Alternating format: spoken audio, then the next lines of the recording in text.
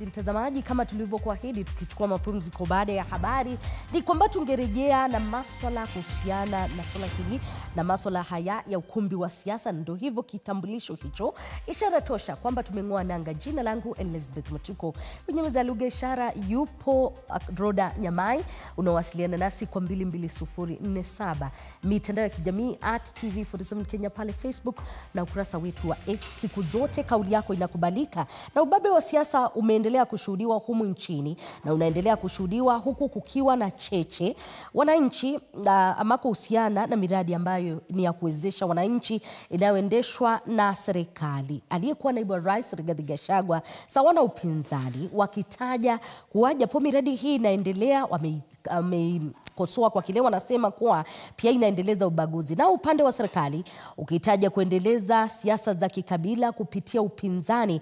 Ziara ya hivi karibuni ambayo imeendeshwa na vinara wa upinzani katika maeneo ya Eastern pamoja na Mombasa pia ikitajwa kama mojawapo ya kikabila, kuhusiana na kauli zake aliyekuwa naibu wa rais Rigathi Gachagua maarufu binamu kwa lugha ya Kiswahili, kwa lugha ya Kizungu ni cousins. Kadhalika pia cheche zimeendelea kushuhudiwa kuhusiana na maafisa wa polisi kutumia nguvu kupita kiasi, yaliyoshuhudiwa hivi karibuni yakiwa ni mauaji ya mwanablogu na mwalimu Albert Ojwang, huku viongozi wakisema kuwa hatua kali zaidi zinastahili kuchukuliwa kwa maafisa wa polisi waliohusika na mauaji ya Ojwang, na hata pia kujiuzulu kwa Inspector Generali wa polisi sawa na naibu wake. Hayo ni baadhi ya yale ambayo tutakuwa tukiangazia siku hii ya leo katika mustakabali wa taifa na karata ya siasa humu nchini. Studioni litakuwa naye Mheshimiwa Didmas Barasa ambaye anaingia katika kipindi cha dakika moja ijayo, na pia studioni pia kwa sasa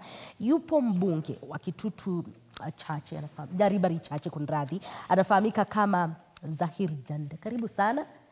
Karibu sana mheshimiwa. Najua umemwona Didmas na ndio maana akili iko kule. Nitaanza kwa kuuliza, ninajua bunge jioni ya leo bali na masuala ya bajeti ambayo yanaendelea siku hii ya leo, yamekuwepo masuala ya mauaji ya yule mwanablogu na ambaye ni Mkenya na kijana Albert Ojwang, ila wengi wa Wakenya wana maswali iwapo tunaendelea kurejea katika udikteta.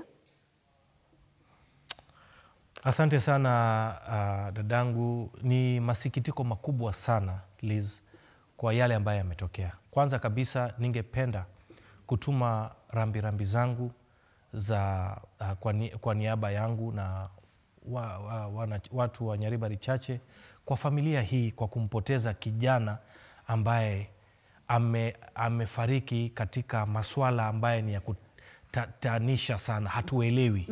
Kwa hivyo yale ambayo yametokea si jambo ambayo ni nzuri.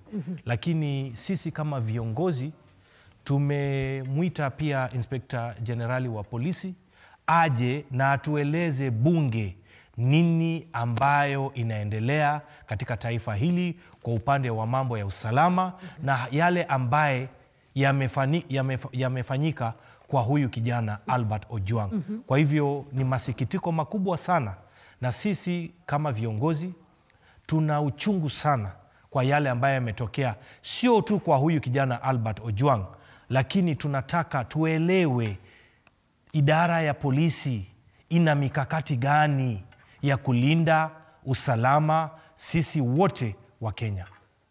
Matumizi ya nguvu kupita kiasi kwa maafisa wa polisi, karibu sana Mheshimiwa Didmas, ni kitu ambacho kimeendelea kukosolewa pakubwa. Hii leo nimelisikiza bunge likiongea, lakini Wakenya wanasema maongezi peke yake hayatoshi. Hiyo jana tulimsikiza Inspector Generali wa polisi Douglas Kanja akisema kwamba wale ambao baadhi yao walihusika walisimamishwa kazi, ila Wakenya wanataka hatua zaidi, haswa kwa swala hili la Albert na Wakenya ambao wanaendelea kupotea kila uchao. Nafikiria swala hili la Albert ni swala la kusikitisha sana, lakini kwangu kama yule ambaye alikuwa mwanajeshi zamani, katika mambo ya kufanya uchunguzi ni rahisi kama moja ongeza moja, kwa sababu unapokwenda katika daftari ya polisi ama ile OP, lazima utajua huyu bwana Albert alifikishwa hapo mitaa ya saa ngapi na afisa gani ambaye alinukuu majina yake na kumtia katika seli. Na vile vile katika seli kuna askari ambaye huwa ni mwenye kushika doria pale. na ikifika asubuhi ana handover kwa yule afisa ambaye anakuja. Kwa hivyo yule afisa ambaye alikuwepo pale wakati Albert alifikishwa akinukuliwa katika ile OB, Occurrence Book, kwamba ameingizwa katika seli, yule askari ndio mwenye kujua kilichomuua yule bwana Albert. Kwa hivyo ni swala ambalo ni rahisi sana, si swala ambalo unaweza chukua dakika 10 eti unafanya uchunguzi. Ni swala ambalo utachukua dakika 1 kufanya uchunguzi na kumjua yule ambaye aliua yule bwana Albert katika seli. Hivyo unadhani kuna nia fiche kutoka kwa idara ya polisi kuhusiana na jinsi ambavyo wanatekeleza masuala haya ya uchunguzi? Hapo unasema ni dakika 10. Kawaida polisi wako na ile liwe kwamba wakifanya uchunguzi hamuelezei mtu yeyote. Mpaka communication ya polisi kuhusu uchunguzi yao huwa inakuwa katika faili ambayo inapelekwa kwa DPP ili mtu apelekwe mahakamani. That is how the police communicates. Kwa hivyo swala hili nzima kwangu aliyeua yule bwana Albert ni rahisi zaidi, sababu alipofikishwa katika kituo cha polisi cha Central, kuna yule askari ambaye anakuwa amekalia katika ile reception ya kunukuu wale ambao wanaingia. Na wale wote ambao wanaingiwa seli ya polisi, yule mwenye kutoa amri, toa mshipi, toa viatu tukae hapa, mwenye kuandika zile vitu ambazo zimefika pale katika seli, lazima aelezane wakati Albert alifika alikuwa katika hali gani. Kama alikuwa hali ambayo ni nzuri ya kuingizwa katika seli, then yule ambaye alimlinda alishika doria usiku kucha, usiku mzima, na akakabidhi polisi yule ambaye walifika usubuhi. Yule ndio mhusika mkuu wa kujua kifo cha Albert kilitokana na nini. Sababu kunaweza kuwa na motive tofauti. Manake kuna wale wadadisi wengine ambao wanasema kwamba huenda hata hawa watu wa upinzani wako na njama ya kuichafulia heshima serikali ili viongozi waanze kufanya maandamano, na huenda wanaweza kuwa wao ndio walipanga hiyo njama ya kumnyonga katika ile seli. Yote 9, regardless of the motive, regardless of the reason behind the killing of this young man, mwenye kuhusika yule askari ambaye alikuwa ameshika doria usiku mzima, hule ndio mwenye kujibu haya maswali yote, na majibu haya haiwezi yakajibiwa katika vyombo vya habari, yanajibiwa katika mahakama wakati mtu atakuwa anakula plea ya kuua mahabusu ambaye alikuwa in lawful custody. Kuna Mkenya ambaye anauliza, iweje unataja watu wa upinzani kwa wakati huu, wakati ambapo tayari IG Kanja ama Inspector General wa Kanja amesema kwamba huyu kijana aliondolewa kule Homa Bay akasafirishwa hadi Nairobi. Pia wanauliza swali ambalo linahusiana na ambaye ni naibu, madai ni kwamba naibu Inspector General wa polisi alikuwa amemchafulia jina, na wengi wa vijana wanajiuliza iwapo hawana uhuru wa kuzungumza katika taifa hili. Unajua kuna uhuru wa kuzungumza katika taifa la Kenya, lakini pia kama mazungumzo yako yanahujumu haki ya mwingine, una mashtaka ya kujibu. We have freedom of speech, but if your speech infringes on the rights of another person, then you have a case to answer. But not to be killed. Wengi wanajiuliza iweje kama umekosea katika eneo hili utasafirishwa hadi eneo lingine. Tumeona watu, sio tu huyu kijana na marehemu. Unapata leo mtu alikosea katika eneo hili anapotezwa, na Didmas kwa wakati mmoja ameona watu wakizungushwa katika serikali iliyopita, unatolewa huku unapelekwa Mombasa. Ni haki kwa watu kutendewa haya? Ndio, nafikiri ni haki kwa sababu Liz, ukiangalia sheria za polisi ni kwamba, kwa mfano kama kuna complaint, mtu amecomplain hapa Nairobi kwamba kuna just a complaint, na wewe uko pengine uko Migori, kwa hivyo polisi pengine wanakutafuta, wanakuita, wewe haukuji, kwa hivyo inabidi waje mpaka Migori, wakuchukue, wakupeleke kwanza ndani, wafanye matayarisho, kisha wakulete Nairobi, mahali mashtaka yako ambaye utajibu. Na wakati ambapo unasafirishwa, wale kwenye kusafirisha wote wanakuwa wakifahamika ni akina nani. Lakini yes, kufikia sasa katika hali hii ya Albert, hatujaambiwa ni nani aliendea yule kijana. Majina yao kufikia sasa hayajawekwa wazi. Kweli kabisa. Na ni swala ambalo Wakenya wangependa kusikia, ila tunaamini kwamba uchunguzi utafanyika. Niruhusu niingie katika siasa na mwelekezi wangu Inonda atakuwa akituchezea sauti ya Cousins.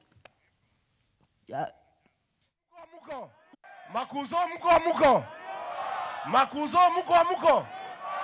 Sisi na Wakamba, Wataita, Wataveta, Mijikenda, we are one family.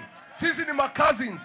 Na mimi nataka kuambia hii watu ya Kasongo, niliona mkipiga kelele ati mimi nashikana na Kalonzo. Hata mambo ya familia mnataka kuingilia. Mtu akiongea na kasini yake iko makosa. Wewe William Ruto, keep off family matters. Wacha wewe, usiingilie familia. Wewe umeharibu Kenya, umeiba kila kitu, umepiganisha kila mtu. Sasa unataka kuingilia mambo ya familia. Makazi ni wakae pamoja, wasikae pamoja. Makuzo wakae pamoja, wasikae pamoja. Watembee pamoja, wasitembee. Hi cousins. Hi cousins. Hi cousins. Hi Makuzo. Hi cousins. Nisalimie makazini wengine kule. And the journey of cousins, the family of people who are like-minded, who are born together, who have the same tradition. The time for the cousins to come together is now. Sindio? Sindio? Ni siasa ambazo zimeendelea katika wikendi hii ambayo imepita, na wengi wakawa wakijiuliza iwapo hii narrative ina mwelekeo, kuna mahali ambapo inaelekea. Na pia nimesikia upande ambao ni wa serikali, wakati ambapo mmekuwa mkifanya empowerment in different regions, mkikosoa hizi kama siasa za kikabila. Tanzia kwako Didmas, kisha nirejee kwa Zahir. Kwanza mimi naomba Wakenya msamaha kwa sababu unapoangalia matamshi ya Rigathi Gachagua, ni mtu ambaye ni mwenda wazimu. Ni mtu ambaye kichwa chake akipelekwa kwa daktari ya ubongo atalazwa. Kwa sababu wakati huyu Rigathi Gachagua leo anajua kwamba Wakamba ni cousins wake. Wakati walikuwa wanaunda baraza la mawaziri, wale Wakikuyu wengi ambao alisanya akathreaten rais kwamba mpaka hawa wakue, alijua Wakamba sio cousins wake. Wakati Wakamba wengi walikuwa wanatafuta kazi ya kusupply madawa na kazi zingine katika shirika la madawa la KEMSA, na walienda kwake yeye awasaidie wapate ile tenda, na akachukua simu akapiga, badala yake akasema kijana yake apatiwe ile kazi. Hakujua kwamba Wakamba ni makazini zake.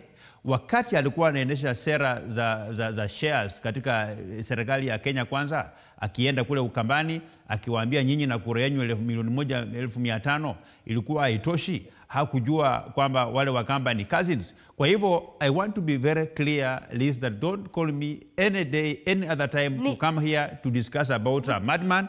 I would rather be entertaining my wife tutaendelea kuzungumza Mheshimiwa madman, an individual. Manake pia nitacheza sauti za upande wa kwenu, na kuna mtu mwingine pia atahisi jinsi ambavyo umehisi. The reason nimeuliza ni kwa kuwa pia Rais William Ruto hii leo, nipe sauti yake Rais William Ruto jinsi ambavyo amezungumza. Pia mimi kama kiongozi wa nchi hii, nia yangu, mpango yangu ni kuunganisha Kenya iwe moja. It is my responsibility as the leader of this nation kuunganisha watu wote, mandugu, cousins, majirani, maadui, wote ni waunganishe watu wawe ni watu wa taifa moja, taifa la Kenya. Nirejee kwake Mheshimiwa Didmas, niruhusu niingie kwake Zahir, maana yake kidogo anachemka. Rais William Ruto Rais William Ruto ametaja uhusiano wote katika Kenya. Neighbors, cousins, family, everything. In fact, even na ndio maana nikauliza endapo hii narrative inaelekea kokote aielekee. Listen to me. Ile ambayo Rigathi Gachagua anaongea kuhusu cousins, it is still a high class tribalism. In fact, it's more dangerous than tribalism. And he has just confirmed that toa ubongo wa Rigathi Gachagua uangalie ndani. Sema Mheshimiwa Didmas kwa heshima, manake wewe pia mtu akikuita wazimu hautakubali. Mimi nimesema hivi, nimesema iwapo utatoa ubongo ya Rigathi Gachagua ufanyie uchunguzi, utaona ya kwamba kile ambacho kinadominate mafikira yake ni ukabila wa hali ya juu. Kwa sababu tunataka nchi ambayo mtu yeyote unamwona kama ndugu yako. Ukuwe kwamba wewe ni Mpokomo, ukiona Msomali akuwe ni ndugu yako.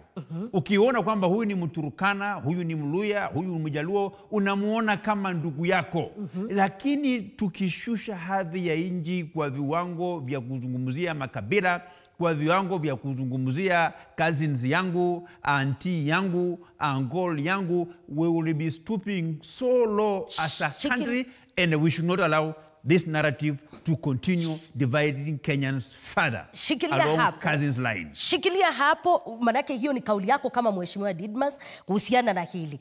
Wanasema kwamba anasema ni narrative ambayo inaelekea katika sehemu tofauti. Ila walio katika upinzani wanasema ni njia mojawapo ya kuunganisha taifa hili kupitia minyororo. Manake mimi kama tuseme saa hizi wewe una ukabila na huyu ama una urafiki na huyu kupitia ties za familyhood. Na kitu ambacho amesema is very dangerous. Ila najiuliza ni kitu ambacho kama wanavyokiona ambacho ni very dangerous towards this country. Kwangu namuunga mkono ndugu yangu mheshimiwa mwenzangu Mheshimiwa Didmas Baraza kwa yale ambayo amesema. Ukweli wa mambo ni kwamba taifa hili ni ya sisi watu wote milioni 55. Rais William Ruto amefafanua, amesema si mara moja, si mara mbili, anajaribu kuunganisha nchi nzima. Na nikupe mfano, hivi majuzi rais aliungana na Raila Odinga, akamuita, wakatengeneza serikali ya broad based pamoja kuhakikisha watu wote, jamii zote wako katika hii Kenya. Rais hakuwa mchoyo, akasema kwamba mimi ndio rais wa nchi, mimi na watu wangu ndio tuweze kutawala. Rais amesema hii Kenya, it is bigger than any one of us. Kwa hivyo matamshi ya naibu wa rais si matamshi mazuri. Na mimi nataka kuwakumbusha Wakenya wenzangu kwamba Rigathi Gachagua aliyekuwa naibu wa rais hawezi katika sheria ya taifa hili kuwa rais wa hii nchi. Hii yote unaona anafanya ni kuzunguka na kuzungusha na kuzungusha, lakini hawezi. Kwa hivyo yeye na rais gani ambaye ana rotate within just the mountain? Na muunga mkono. Lakini weekend iliyopita alikufika Mombasa. Amefika Mombasa, anaongea mambo ya cousins. Kweli ama si kweli?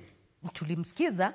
Anaongea mambo ya cousins. Na muunga mkono Mheshimiwa Didmas kwa kusema kwamba kweli wakati alipokuwa katika serikali aliuza sera ya shares, na aliwaambia Wakamba kwamba nyinyi mna kura 1.5 milioni, haiwezi kuwapeleka mahali. Kwa hivyo kaeni huko kando, muweke bidii ili mwaka wa 2027 mujipange ndio muje. Kwa hivyo mimi naibu wa rais haiwezi. Is there a threat kwa kupitia muungano huu ambao wao wapo nao katika upinzani katika uchaguzi ambao upo mbele yetu labda miaka 2 ijayo? Haiwezekani. He is not a threat. He can never be a threat. He's a madman. Is he a threat? Is he not a threat wakati ambapo kila wakati mnamzungumzia? Maana katika mikutano ya empowerment kila mtu sauti yako ilikuwa tu Rigathi Gachagua amesema hili na lile.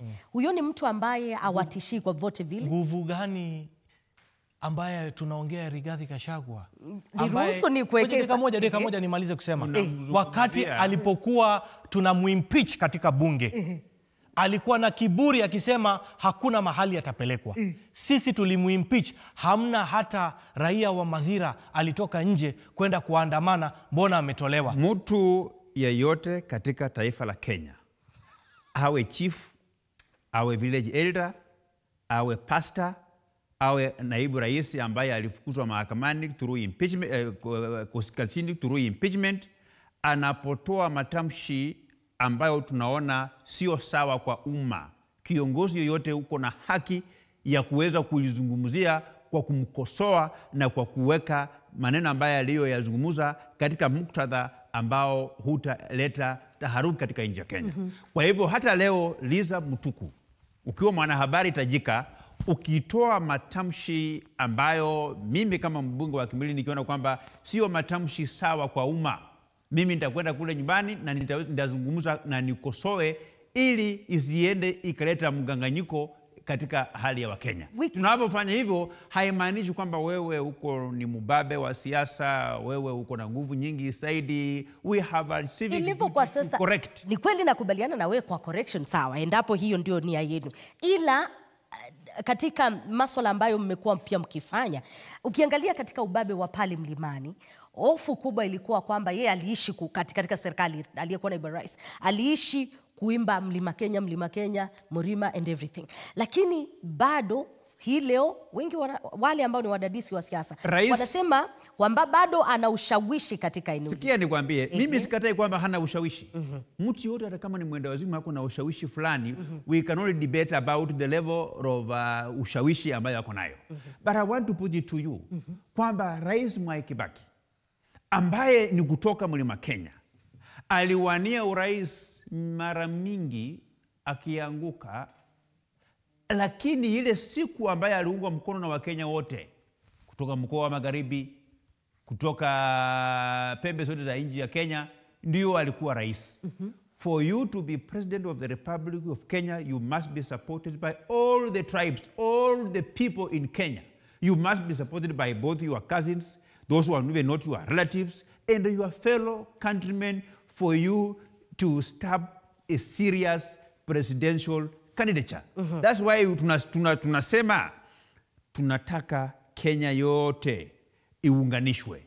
Kila Mkenya aone kwamba ako na serikali ambaye inamjali, hata kama rais ambaye anaongoza sio kazini yako, sio angolo yako, sio baba yako, lakini bora akuwe kulingana na katiba ya Kenya kwamba ni Mkenya mwenzako, utahisi kwamba popote ulipo utashughulikiwa, utapata haki, utapata maendeleo. Wikendi hii ambayo imepita na kwa kuwa umeongelea maendeleo, mmekuwepo katika kaunti mbalimbali. Wewe kwanza ulikuwa kule kwako na wengine walikuwa kwingineko, kwa kile ambacho mlikuwa mnasema ni women empowerment miongoni mwa mengine. Katika miradi yenyewe pia na aliyekuwa naibu rais alikosoa kwa kile anasema baadhi ya sehemu zinapendelewa, zingine hazipendelewi. Unapata kama mnapeleka huku 500, kwingine mnapeleka motorbike. Ni jambo ambalo lipo katika manifesto ya UDA. Unajua, inategemea vile watu wenyewe mmejipanga. Na pia inategemea vile mtu ameunda urafiki. Kesho mtu fulani akiitisha empowerment program ambayo inafanywa na pesa binafsi yetu kutoka kwa mfuko yetu, kama kuna rafiki ambaye pengine mimi pia kwangu nikimwita anakuja, yeye pia akiwa na ile empowerment program, pia mimi sitakuwa na budi kwenda kwao nyumbani. So it depends with the level of connection that you have and whether you have other programs or not. Na wale ambao wamekuwa na matatizo na hizi pesa ambazo tunakusanya katika hizi empowerment program, niweza kuwaelezea kwamba katika nchi ya Kenya mashirika hili la Cape Media likiwemo, kuna sheria ambayo inasema ya kwamba mbali na kuendesha shughuli ambazo mnafanya kila siku, lazima utenge fedha kidogo through ile tunasema corporate social responsibility, urudisha kwa wananchi.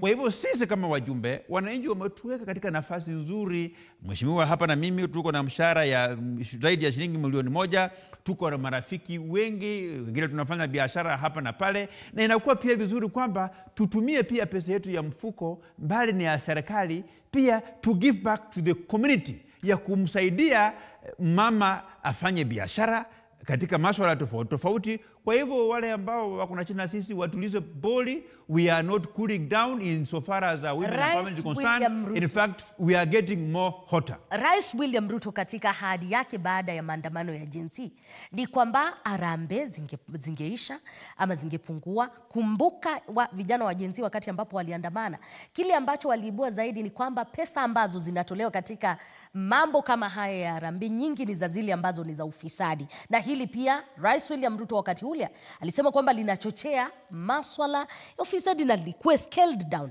Tumerudi tena katika maswala ya harambee tena kwa kishindo, na Didmas ameniambia it's getting hotter. Ukweli wa mambo Liz, sisi ni viongozi ambao tumechaguliwa na wananchi.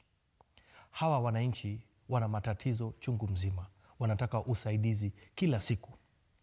Makosa gani mimi kama mjumbe niende kwenye kanisa, niite marafiki zangu waje tusaidie kujenga kanisa, tusaidie kujenga msikiti, kusaidia katika hii mambo ya empowerment. Juzi katika eneo bunge langu tumefanya empowerment.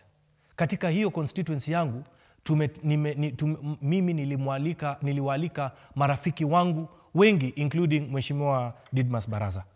Marafiki walikuja wakanichangia milioni 13. Hizo pesa nilipochangiwa, hapo nilikuwa tayari nimepanga groups za women groups, youth groups, bodaboda, hata kuna groups za mapasta ambao wamejipanga wanafanya mabiashara. Baada ya wageni kuondoka, tulipatiana hizo hela kwa kila group na watu wakafurahia, wakaenda kujisaidia. Nikupe mfano. Kuna group ambayo wamekuja kwangu kama mjumbe, wanafanya mambo ya catering. Wamekwama, hawana sufuria, hawana majiko, hawana gas. Wamepata zaidi ya shilingi 1,150, wamejisaidia. Wengine wamenunua matents. Inakuwaje tena ni pesa za ufisadi? Sisi kama viongozi ni haki yetu tutumie nafasi yetu kwa kuwasaidia wananchi. Vile Mheshimiwa Didmas amesema, tuna mishahara. Katika mshahara wangu, nikitoa mshahara, biashara ninafanya, zile hela nikipata na niwaalike marafiki zangu, tuende tukasaidie katika eneo bunge langu ama lake ama mwingine. What is the problem? Liz, Manifesto ya UD. kuna masuala mawili ambayo lazima tuyaweke katika muktadha ambao umma wataelewa vizuri zaidi. Kuna wale ambao wanasema ya kwamba ukienda pengine juzi Oscar Sudi amenunua mapikipiki, blow dryer, akapatia watu wake. Kwa hivyo inasemekana kwamba kuna area zingine hawafanyi hivyo. Kuna awamu ya harambee ambayo inachukua aidha miundo misingi mbili. Kuna one formula ambayo unaweza fanya harambee kama wewe mjumbe, vile Oscar Sudi alifanya, kwamba akasanya pesa kwa marafiki. Mimi nilipatia Oscar Sudi kwa kumrushia asante ya kunisupport. Wakati mwingine mimi nilimtumia shilingi milioni 1. Alisanya zile hela kabla afanye harambee, akachukua zile hela akanunua zile pikipiki, kila kitu. Lakini wajumbe wengi, mimi ni kuwemo na Zahiri Janda akiwemo, sisi tuliprefer kwamba tufanye harambee, tuchikusanye pesa, tupatie wamama wenyewe waende wanunue vitu ambavyo wao wenyewe wanataka. Lakini Sudi alichukua harambee kwanza, akanunua zile vitu. Kwa hivyo akapelekea wale wamama tayari amewanunulia.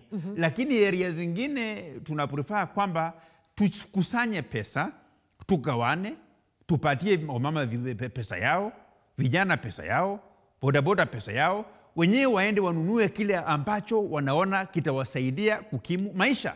Swala la pili, Rais ndio alisema kwamba vile majensi walikuja, akasema harambee siondolewe, sizikuwepo. Yale yalikuwa matamshi ya Rais William Samoei Ruto. Lakini Rais William Samoei Ruto hana mamlaka ya kuunda sheria. Mamlaka ya kuunda sheria ni katika bunge la kitaifa. Kwa hivyo kuna yale mapendekezo ambayo yalikuja katika bunge la kitaifa kwamba tuunde sheria ambayo itaweza kuguide vile harambee zinafanywa. Sisi kama wajumbe, kila mjumbe alienda kwake nyumbani, wajumbe zaidi ya 290, tukafanya public participation, informal public participation, tukauliza wananchi wa Kimilili kwamba kuna mswada huu ambao unakuja. Wananchi wa Kimilili wakakuja wakaniambia kwamba ule mswada usiunge mkono, na ndio maana ule mswada ya kudhibiti maneno ya harambee ulikufia bunge, did not see light of day because Kenyans felt like hii harambee inawasaidia. Mheshimiwa Didmas na Mheshimiwa Zahir, wakati ambapo ninakamilisha awamu hii, itakuwaje? Ni kweli mmesema nyinyi ndio viongozi na kwamba mtaendelea na harambee na mkasema mnazo pesa. Is it logical kwamba hii wikendi utatoa milioni 2, wikendi ijayo milioni 4, wikendi ingine hiyo wiki, na useme hizo pesa zote zimetoka tu kwa marafiki? Unajua mimi wananchi ndio maswali wanauliza kila siku. Na nyinyi ndio majukumu. Nataka kuambia wananchi wa Kenya kwamba kuna viongozi wengi katika taifa la nchi ya Kenya. Kuna wafanyikazi wengi katika taifa la nje ya Kenya. Mjumbe unapopanga harambee kwako nyumbani, kuna wale wafanyikazi wengi wa serikali ambao wanakuchangia pesa. Unapata pengine kuna mkubwa wa shirika fulani hapa anachukua pesa yake ya mfuko, anakupata shilingi 1500, mwingine anakupatia 1200. Unakusanya katika marafiki wale ambao hawapendi kujionesha hadharani kwamba wanachangia katika kuendelesha kwa shughuli zote za kwenda kusonga mbele. Na kuna wengine ambao wameshindwa wakisema ya kwamba hizi pesa ambazo tunafanya harambee, sijui pengine tujenge nazo barabara, sijui pengine sijui tufanye nayo nini. Pesa ya mtu binafsi haiwezi jenga barabara. Pesa ya kujenga barabara ni pesa ya nchi ya Kenya. Our only contribution to the exchequer is through our taxes which we pay. And the money which we are getting, the amount of money which we are paid, the personal emoluments, when I travel out of the country, whatever the government of Kenya pays me, including my salary which I receive more than 1 million shillings, I have no business of being rich. I have a business of at least sharing what God has blessed me with the people that have put me in this position. Na wale ambao wako na wivu, tukifanya harambee, wakitaka kwenda kujinyonga, wajinyonge. Kama ni kwa kamba, kama ni kwa wembe, shauri yao. Nitakuwa na wewe bado katika masuala mengine na nitaendelea kuuliza maswali. Wengi wa Kenya wanahisi ni kwamba hizi pesa they cannot be accounted for. Na ni pesa ambazo wanahisi kwamba zimehusiana na ufisadi. Ila Mheshimiwa Didmas amesema mjinyonge, yeye ako na pesa. Ukweli wa mambo ni kwamba that is not true. Hayo ni propaganda. Na haiwezekani kuwa ni pesa ya ufisadi. Kama kungekuwa na pesa ya ufisadi, idara ya EACC ingekuwa imechunguza na imepeleleza. Haiwezekani wabunge karibu 290 eti wao wote kwamba haiwezekani. Kwa hivyo Liz, nataka niwaambie Wakenya wenzangu, vile ndugu yangu Mheshimiwa Didmas amesema, hizi hela ambazo tunachanga, hizi ni hela ambazo sisi tunapata mishahara zetu, tuko na mabiashara na tuna marafiki ambao wanakuja wanatupatia support, tunashikanisha hela. Kisha ngoja nikuulize, wakati nikienda leo katika kanisa nipeane shilingi 1,000,000, utasema hiyo ni pesa ya ufisadi? Wengi wa Kenya ndio wanauliza na nitaendelea kukuuliza wewe na Mheshimiwa Didmas kila wakati nikiwapata. Sio pesa ya ufisadi. Ni haki yetu, ni jasho. We are also taxpayers. Kwanza kuna huyu anaitwa Chris Kiliko anasema you are doing well pamoja na Didmas, lakini anauliza mbona hizi pesa msikusanye, mpe Ministry of Education ifanye masuala ya elimu, mpeane zifanye masuala ya. Amesema Didmas haiwezekani. La hapo ndipo nakabilishia, maana nikiendelea itakuwa zaidi. Kitu kimoja kwa sekunde 30. I think we should be reasonable. Kama sasa nimeona mtu mwingine ya upinzani anasema ati kwa sababu ya kifo ya Ojwang ati DIG Eliud Langat ati ajiuzuru. Eliud Langat ni DIG of National Police Service. Yeye anafanya kazi kubwa ya Kenya mzima.